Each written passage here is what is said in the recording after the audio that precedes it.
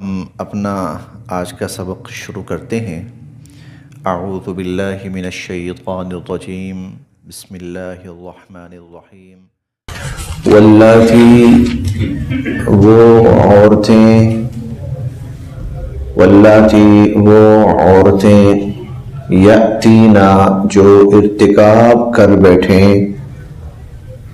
الفاحشہ بحیائی کا، واللاتی وہ عورتیں یأتینا جو ارتکاب کر بیٹھیں الفاحشہ بے حیائی کا، من نسائکم تمہاری عورتوں میں سے، نساء جمع ہے امرأتن کی، من نسائکم تمہاری عورتوں میں سے،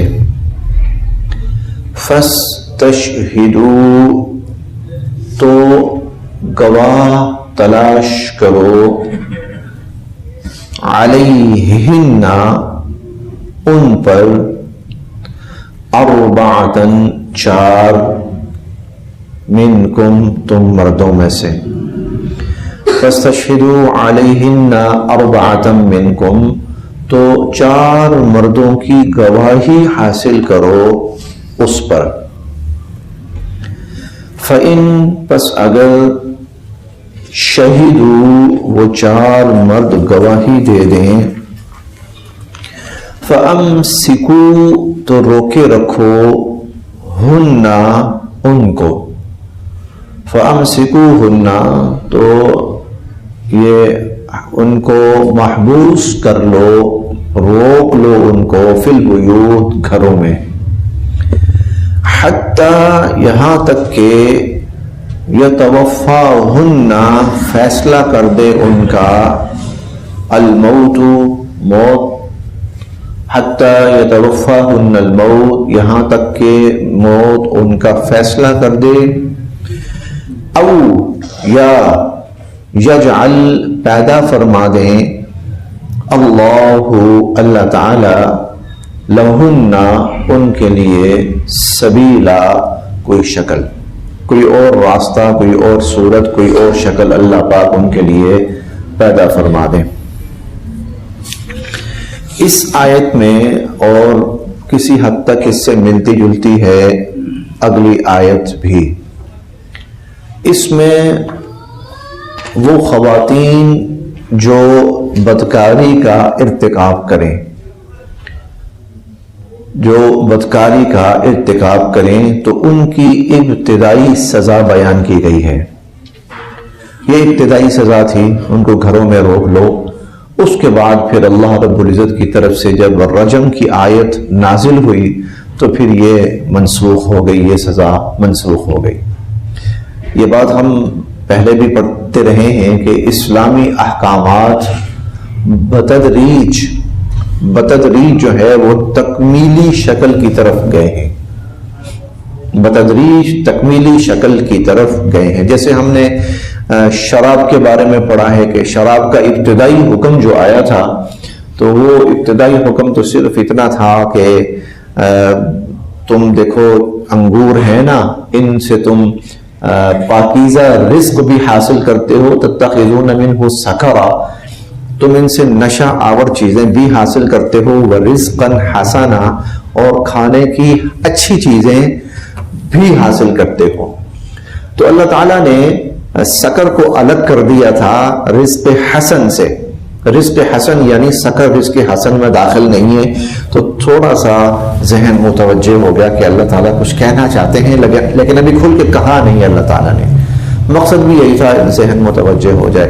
پھر اس کے بعد لوگ آپ سے شراب اور جوئے کے بارے میں پوچھتے ہیں تو آپ کہیں کہ اس میں فائدے تو ہیں لیکن نقصان ہے، اور نقصان بہت زیادہ ہے۔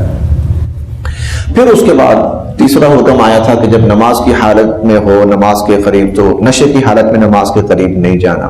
پھر اس کے بعد آخری حکم آیا تھا کہ شراب سے بالکل اجتناب کرو، یہ تمہارے لیے ناجائز اور حرام کر دی گئی ہے۔ اسلام بتدریج، اسلامی تعلیمات جو ہیں بتدریج تکمیلی شکل کی طرف گئی ہیں۔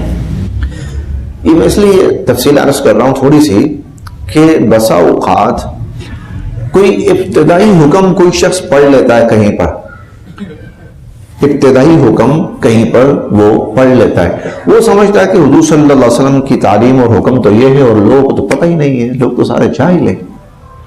حالانکہ کوئی ابتدائی حکم ہوتا ہے۔ مثلا اگر کوئی شخص صرف یہ آیت پڑھ لے تو وہ کہے گا کون کہتا ہے عورتوں کو سزا دو، یہ کرو، بس بھائی ان کو گھر میں ہی رکھو، گھر میں رہو، بھائی آپ نے باہر نہیں نکلنا، بس اللہ کا حکم تو یہ ہے، اور وہ اپنی جگہ پر اپنے آپ کو ٹھیک بھی سمجھ رہا ہوگا۔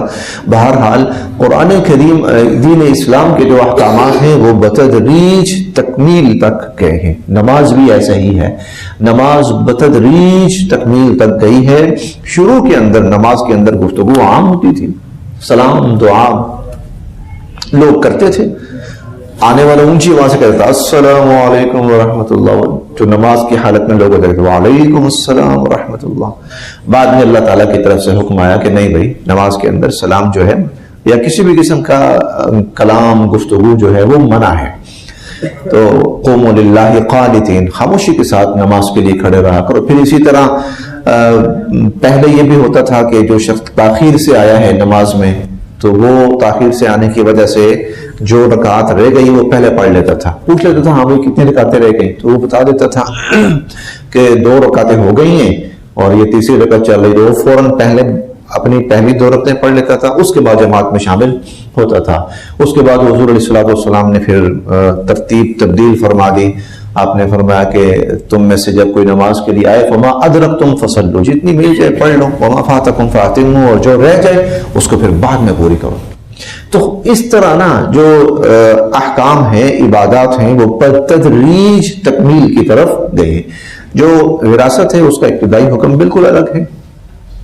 وراثت کا ابتدائی حکم کہ مہاجر کی وراثت انصاری کو ملے گی اور انصاری کی مہاجر کو ملے گی، اور جس نے ہجرت نہیں کی اس کا تم سے کوئی لینا دینا نہیں، نہ تمہاری وراثت اس کے لیے نہ اس کی وراثت تمہارے لیے۔ وراثت کا ابتدائی حکم یہ تھا۔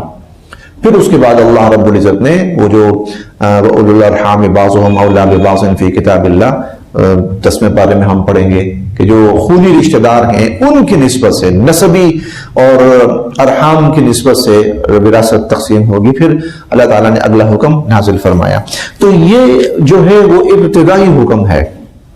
اگر کوئی عورت بدکاری کا ارتکاب کرتی ہے، بدکاری کا ارتکاب کرتی ہے، تو اول تو اللہ تعالیٰ نے محض کسی ایک شخص کے کہنے پر، محض کسی 2 شخص کے کہنے پر، یا محض کسی عورتوں کے کہنے پر اللہ رب العزت نے اس کے لیے کسی حکم یا سزا کا فیصلہ نہیں فرمایا، بلکہ فرمایا کہ اگر 4 افراد گواہی دیں، عاقل ہوں، بالغ ہوں، عادل ہوں، 4 افراد ہوں، عاقل ہو، بچہ کہے سوری، بے وقوف کہے نہیں، اس کی بات کا بھی اعتبار نہیں ہے، اور جو شخص جس کا کردار اپنا ہی کسی قابل نہ ہو اس کی بھی نہیں، عادل ہوں، عاقل ہوں، بالغ ہوں، 4 شخص گواہی، اور مرد ہوں، عورت بھی نہیں، مرد گواہی دیں، عورت بھی نہیں۔ ویسے عجیب بات ہے یہ، عورت کی گواہی کیوں نہیں؟ کیونکہ حدیث مبارکہ میں نا ایک بڑا عجیب جملہ آتا ہے۔ حضور علیہ السلام نے فرمایا کہ میں نے عورتوں کی کثرت دیکھی جہنم میں۔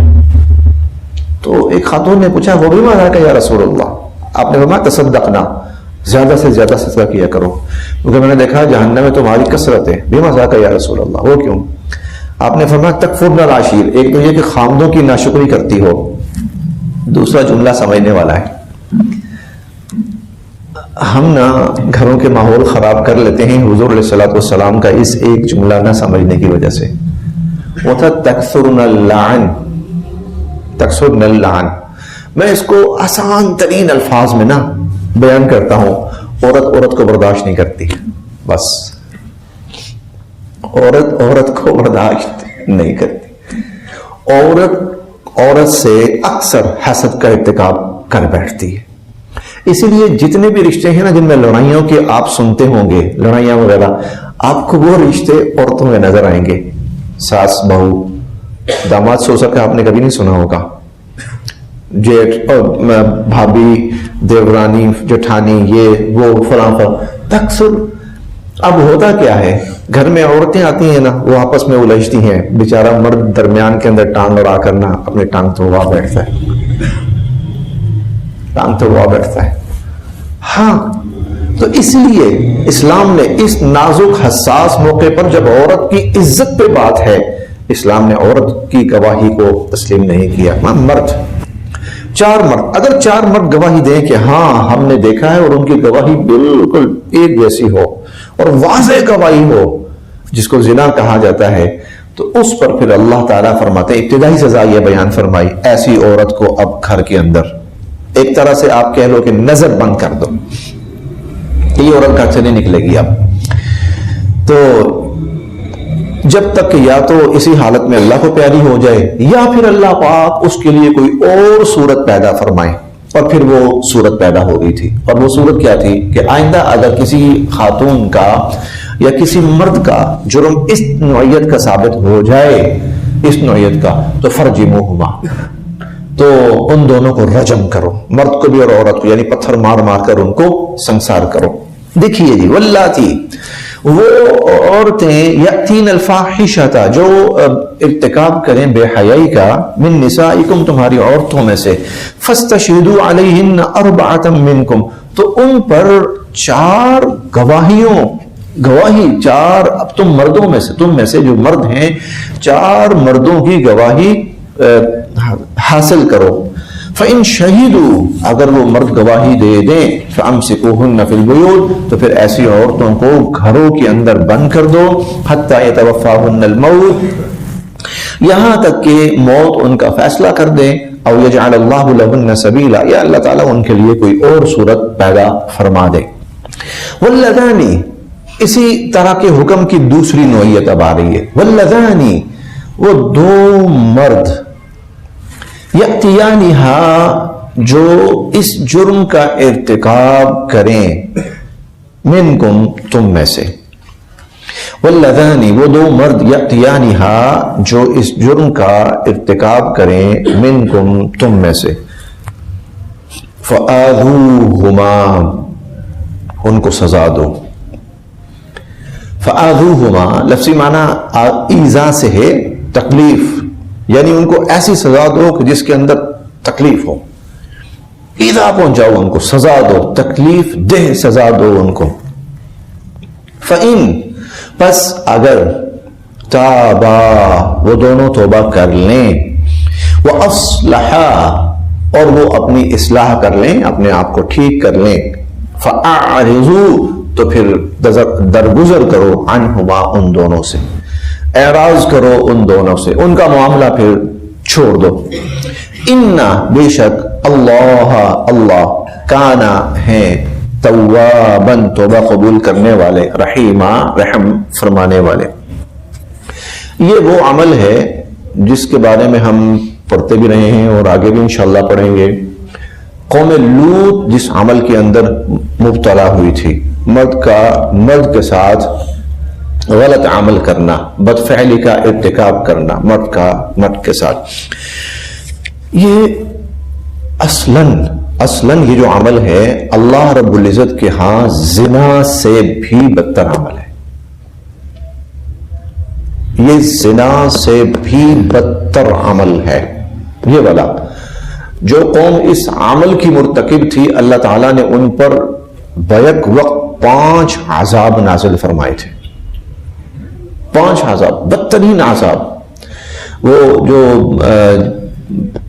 جن کے اوپر نا وہ پانی برسایا گیا اور جن کی بستیوں کو الٹا کر پٹخ دیا گیا اور جن کے اوپر پتھروں کی بارش کی گئی، یہ سب وہی تھی قوم لوط جو اس بدترین عمل کے اندر مبتلا ہوئے تھے. یہاں پر اللہ رب العزت اس کی سزا بیان فرما رہے ہیں. حضور علیہ الصلوۃ والسلام کا فرمان مبارک ہے کہ اللہ رب العزت نے 7 قسم کے لوگوں پر لعنت فرمائی ہے. 7 قسم کے لوگوں پر. پھر ان میں سے ایک وہ ہے جس پر 3 دفعہ لعنت فرمائی ہے. ایک وہ ہے جس پر 3 دفعہ لعنت فرمائی. وہ شخص ہے جو قوم لوط والا عمل کرے، جو قوم لوط والا عمل کرے، اس پر اللہ رب العزت نے 3 دفعہ لعنت فرمائی ہے. حضور علیہ الصلوۃ والسلام فرماتے ہیں کہ کچھ لوگ ایسے ہیں کہ جن پر صبح ہوتی ہے تو اللہ ان پر لعنت کرتے ہیں، شام ہوتی ہے تو اللہ ان پر لعنت کرتے ہیں. وہ کون ہیں؟ قوم لوط والا عمل کرنے والے. حضرت ابن عباس رضی اللہ عنہ حضور علیہ الصلوۃ والسلام سے نقل فرماتے ہیں کہ اس کی جو شخص یہ عمل کرے اس کی صرف سزا قتل ہے، اس کی سزا قتل ہے. واللذانی، اور وہ دو مرد یأتیانہا جو اس جرم کا ارتکاب کریں، منکم تم میں سے، فآذوہما ان کو سزا دو. خلفائے اربعہ، خلفائے راشدین سیدنا حضرت ابوبکر صدیق رضی اللہ تعالیٰ عنہ، سیدنا عمر فاروق رضی اللہ تعالیٰ عنہ، سیدنا حضرت عثمان غنی رضی اللہ تعالیٰ عنہ، سیدنا حضرت علی المرتضیٰ رضی اللہ تعالیٰ عنہ، یہ حضرات انہوں نے اس عمل کا ارتکاب کرنے والے کو ایک سزا دی تھی، اور وہ تھا آگ میں جلا دینا، آگ میں جلا دینا. واللذان یأتیانہا منکم، وہ لوگ جو تم میں سے اس کا ارتکاب کریں، فآذوہما ان کو سزا دو. فإن تابا، اگر وہ توبہ کر لیں، وأصلحا اور اپنے آپ کو ٹھیک کر لیں، مطلب توبہ کر چکے، وہ اپنا اس کام چھوڑ چکے، توبہ کر چکے، بعد میں پتہ چلا، فأعرضوا عنہما، اب ان کا معاملہ اب ان کو چھوڑ دو. ان اللہ کان توابا رحیما، بے شک اللہ تعالیٰ توبہ قبول کرنے والے، رحم فرمانے والے. انما التوبہ، بے شک توبہ، علی اللہ، اللہ پر ہے، یہ لفظی معنی ہے. انما التوبۃ علی اللہ، بے شک توبہ کا قبول کرنا اللہ کے ذمہ ہے. انما التوبۃ علی اللہ، یہ ہم نہیں کہہ رہے، یہ اللہ تعالیٰ خود کہہ رہے ہیں. جیسے 12ویں پارے کی پہلی آیت ہے نا، وَمَا مِن دَابَّةٍ فِي الْأَرْضِ إِلَّا عَلَى اللَّهِ رِزْقُهَا، روئے زمین پر چلنے والا کوئی بھی جاندار ہے، کوئی بھی، اس کا رزق اللہ نے اپنے ذمے لے لیا ہے. اسی طرح انما التوبۃ علی اللہ، توبہ قبول کرنا اللہ نے اپنے ذمے لے لیا ہے. توبہ کا قبول کرنا اللہ رب العزت نے اپنے ذمے لے لیا، یعنی جو توبہ کرے گا تو میں اس کی توبہ قبول کروں گا، میں اس کی ذمہ داری لیتا ہوں. کن لوگوں کی؟ للذین، ان لوگوں کی، یعملون، جو کر بیٹھتے ہیں، السوء، برائی، بجہالہ، نادانستگی میں، نادانستگی میں برائی کر بیٹھتے ہیں. ثم، پھر، یتوبون، وہ توبہ کرتے ہیں، من قریب، جلدی سے، پھر وہ جلدی توبہ کرتے ہیں. فَأُولَئِكَ، یقیناً یہی لوگ، یتوب، مہربان ہوتے ہیں، اللہ علیہم، جن پر. فَأُولَئِكَ يَتُوبُ اللَّهُ عَلَيْهِمْ، تو یہ وہ لوگ ہیں جن پر اللہ پاک مہربان ہوتے ہیں. وَكَانَ اللَّهُ عَلِيمًا حَكِيمًا، اور اللہ تعالیٰ علم والے ہیں، حکمت والے ہیں. بڑی عجیب آیت ہے یہ، بڑی حوصلہ افزا، بہت ہی عجیب اور حوصلہ افزا. انسان خطا کرے گا، گناہ کرے گا، دانستہ کرے گا، جان بوجھ کر کرے گا. اب اللہ کی شفقت گوارا نہیں کر رہی کہ یہ گناہ کے ساتھ رہے اور گناہ اس کے ذمہ رہے. اب اللہ تعالیٰ اس کو کسی نہ کسی طرح چاہتے ہیں کہ یہ توبہ کرے، توبہ کرے تو میں اس کو معاف کر دوں. یہ توبہ کرے، اپنے گناہ پہ شرمندہ ہو تو میں اس کو معاف کر دوں. چاہتے یہ ہے کہ معاف کر دوں، کیونکہ عفو ہے نا، عفو ہے اللہ تعالیٰ، غفور ہے. تو اس اللہ تعالیٰ چاہتے ہیں کہ میری مغفرت کا اظہار ہو. جی، انسان سے گناہ کا ہونا کوئی بڑی بات نہیں، بڑے سے بڑے گناہ کا ہونا کوئی بڑی بات نہیں، اور بڑی سے بڑی غلطی کا ہونا کوئی بڑی بات نہیں. وہ حدیث مبارکہ میں اس بندے کا ذکر آتا جس نے پہلے 99 قتل کیے تھے. خیال آیا کہ بہت گناہ کر چکا ہوں، شاید کو میری نجات کی صورت بن جائے. چل پڑتا ہے نجات کے لیے کہ کہیں معافی ہو سکے کسی طرح. تو ایک کے پاس جاتا ہے، اسے پوچھتا ہے، اب صاحب علم ہوگا کوئی، 99 قتل کیے ہیں تو میری کوئی بخشش کا امکان؟ اس نے کہا 99 کے بعد کیا رہتا ہے، جہنم میں جائے گا، مرے گا. اس نے کہا چلو جہاں 99 ہو گئے پھر ایک اور صحیح. اس کو بھی مار دیا. لیکن دل میں یہ تھا کہ نہیں، میں نا چاہتا ہوں کہ میرا یہ جرم کسی طرح معاف ہو. پھر چل پڑتا ہے، لیکن آگے کہیں پہنچنے سے پہلے ہی اس کی موت ہو جاتی. فرشتہ آ جاتا ہے اور اس کی روح قبض کر لیتا ہے. اب دونوں طرح کے فرشتے آ جاتے ہیں، جنت والے بھی، جہنم والے بھی. بالآخر جو میں مختصر عرض کرتا ہوں، بالآخر اللہ پاک چونکہ وہ اللہ کی مغفرت کی طرف جا رہا ہوتا ہے، توبہ کی طرف جا رہا ہوتا ہے، اپنے گناہ کی معافی کی فکر میں جا رہا ہوتا ہے، تو اللہ رب العزت اس کی مغفرت فرما دیتے ہیں۔ ہو سکتا ہے کہ یہ ایکسیپشنل کیس ہو، یہ بھی میں بتا دوں، یہ نہیں کہ لو بھائی سو مار دو خیر ہے کوئی بات نہیں، بعد میں معافی ہی ہے نا۔ ہو سکتا ہے اللہ پاک صرف اپنی قدرت کے اظہار کے لیے اور ترغیب کے لیے اس طرح کے واقعات کا ظہور فرماتے ہوں، تو اللہ تعالیٰ نہیں چاہتے کہ انسان گناہ کی حالت میں رہے، یہ معافی مانگ لے، توبہ کر۔ اس لیے یہاں کیا کہہ رہے ہیں، تم توبہ کرو تو صحیح، قبول کرنا میرے ذمہ ہے۔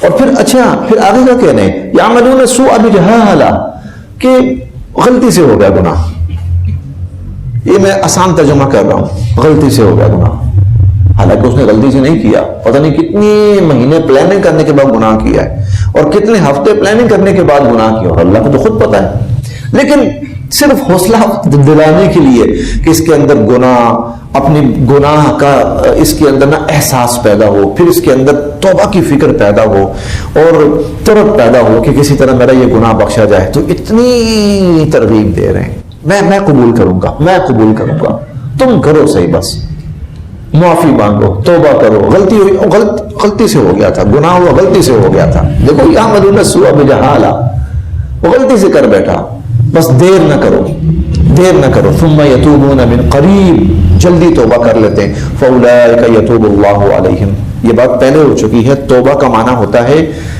جب اللہ کی طرف نسبت ہونا توبہ کی، یتوب اللہ علیہم، اس کا مطلب ہوتا ہے بڑی محبت کے ساتھ اور بڑی رحمت کے ساتھ اللہ پاک کا کسی انسان کی طرف متوجہ ہونا، یتوب اللہ علیہم، اللہ بڑی محبت سے بڑی رحمت سے ایسے لوگوں کے اوپر توجہ فرماتے ہیں اور متوجہ ہوتے ہیں، وکان اللہ علیما حکیما، اور اللہ تعالیٰ سب جانتے ہیں اور حکمت والے ہیں، ولیست التوبہ، اور نہیں قبول ہوتی توبہ، للذین، ان لوگوں کی، یعملون، جو کرتے ہی رہتے ہیں، السیئات، گناہ، برائیاں، خطائیں، حتی، یہاں تک کہ اذا، جب، حضر، آ جاتی ہے، احدہم، ان میں سے کسی ایک کی، الموت، موت، حتی اذا حضر احدہم الموت، یہاں تک کہ جب ان میں سے کسی کی موت آ جاتی ہے، کسی کی موت کا وقت آ جاتا ہے، قال، تو پھر کہتا ہے، انی، بے شک میں، تبتو، توبہ کرتا ہوں، الآن، اب توبہ کرتا ہوں، یعنی وہ توبہ کو لٹکاتا جاتا ہے، وہ جب بڑی عمر ہوگی، بڑھاپا آ جائے گا، 70 75 80 کو پہنچ جائیں گے، پھر توبہ کریں گے، نہیں، اب یہ بھی ترغیب ہے، اور بے وقوفو اتنی دیر نہ کرو کہ تمہارے پلے ہی کچھ نہ رہے، کہ تمہارے پاس ٹائم ہی نہ رہے، موقع ہی نہ رہے۔ اور حدیث مبارکہ میں بھی آتا ہے کہ جب کسی شخص کی موت کے آثار اس پر طاری ہونا شروع ہو جائیں، جس کو نزع کی کیفیت کہتے ہیں، غرغرہ کی کیفیت طاری ہونا شروع ہو جائے، اس وقت اس کا انجام اللہ پاک اس کے سامنے لے آتے ہیں، اس کے بعد پھر توبہ کی قبولیت نہیں، یہ ان کا ذکر ہے، ولیست التوبہ، لیکن ان لوگوں کی توبہ قبول نہیں ہوتی، للذین یعملون السیئات، ان لوگوں کی جو برائیاں کرتے رہتے ہیں، گناہ کرتے رہتے ہیں، حتی اذا حضر احدہم الموت، یہاں تک کہ جب ان میں سے کسی کی موت کا وقت آ پہنچتا ہے، قال، کہتا ہے، انی تبت الآن، اب میں توبہ کرتا ہوں، جیسے وہ ہم فرعون کا پڑھیں گے انشاءاللہ العزیز، جب وہ عین غرق ہونے لگا، حتی اذا ادرکہ الغرق، قال انی تبت الآن، کہنے لگا اب توبہ کرتا ہوں، اب نہیں، اب نہیں،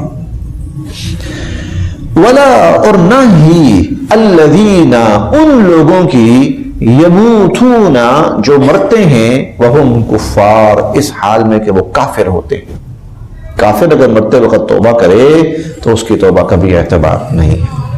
اولئک، یہ جو لوگ ہیں، اعتدنا، ہم نے تیار کر رکھا ہے، لہم، ان کے لیے، عذابا علیما، دردناک عذاب، اولئک اعتدنا لہم عذابا علیما، یہ وہ لوگ ہیں کہ جن کے لیے ہم نے دردناک عذاب، تکلیف دہ عذاب تیار کر رکھا ہے، بس یہ